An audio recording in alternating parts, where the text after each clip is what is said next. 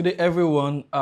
In this video, we're trying to give you like a guide on how to take a measurement by yourself. All right. So I would quickly run you through what to take and how to take them. Yeah. So let's get right into it. The first thing we like to take is the shoulder measurement. We call it back or shoulder, right? And what we're doing is to take, from one end of the shoulder to the other end of the shoulder. Your tape should run from one end. The tape will run over the shoulder this way, right? It should not go flat this way, right? So it runs from one end of the shoulder all the way to the other end of the shoulder, right? So you see the point in which the shoulder falls into the sleeve. That's where we take here. And then also the same point at the other end, right? Yeah, just that. So that's the shoulder. The next measurement after the shoulder is the sleeve, right? And what the most convenient way to take this is to just continue this measurement, right? So from this point, just extend your tape all the way down. You see what I did? I'm using my finger to hold this down, right? And then you extend all the way down to the end of this is the wrist. You're stopping at the end of the wrist, right? I have 42 and a half for this, right? And with that, we're good. We should be able to figure out for your short sleeve and your three-quarter sleeve once we have the shoulder and the long sleeve measurement, right?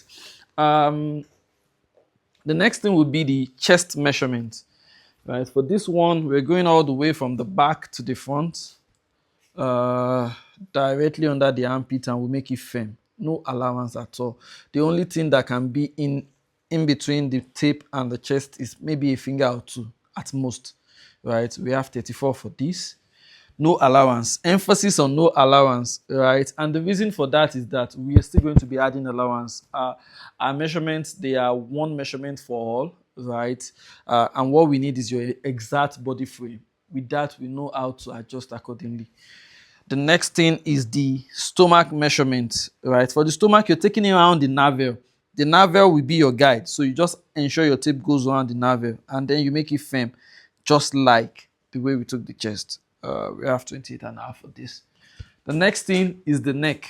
For the neck, if you're wearing a shirt, we'll need to unbutton so that we can measure all the way around the neck, right? What we're doing is we are measuring at the base. That's the lowest part and the biggest part of the neck. And it should be directly on the skin, not on your outfit, right? And then just one finger for this. This is 15 for the neck, right? The next measurement is the bicep. For the bicep, we advise that you fold your arms. You fold, but don't flex. And then we'll take the measurement around this fold, right? Make it firm, just one finger. After the bicep, we measure the round sleeve for the three-quarter arm, right? Which is just after the elbow, but still folded, right? And then we do the same thing for the wrist. The same thing for the wrist. For this one, we don't need any finger in. Yeah. With that, I think we're kind of good for the top. We can now go to the trousers. For the trousers, we're starting with the waist. Right? For the waist, we're taking it all the way around the natural waist. Right? So the natural waist is where you will put your trousers. The normal place to put your trousers, not sagging. Right? The normal natural waist, and then we make it firm. Then after that, we're going to do the hip. For the hip, the trick is that the tape should go around the biggest part of the butt, right? We want the tape to capture the biggest part of the butt at the back. We will also make it firm.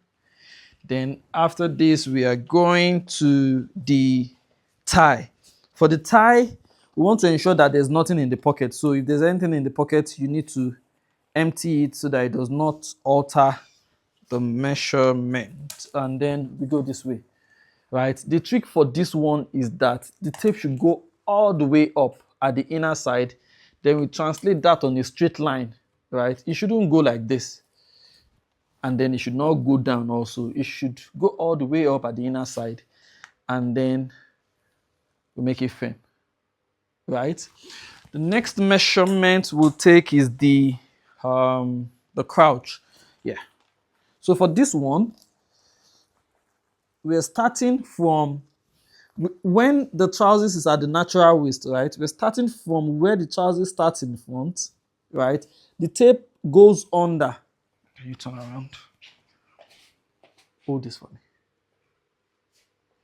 The tape goes under all the way to where the trousers ends at the back, right? So all the way. For this one, we don't want it firm.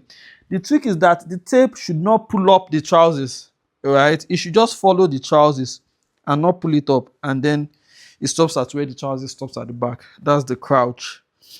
And after this, I think we have to take the trouser length. Yes. The trouser length, we're starting from the waistline by the side. And we're stopping.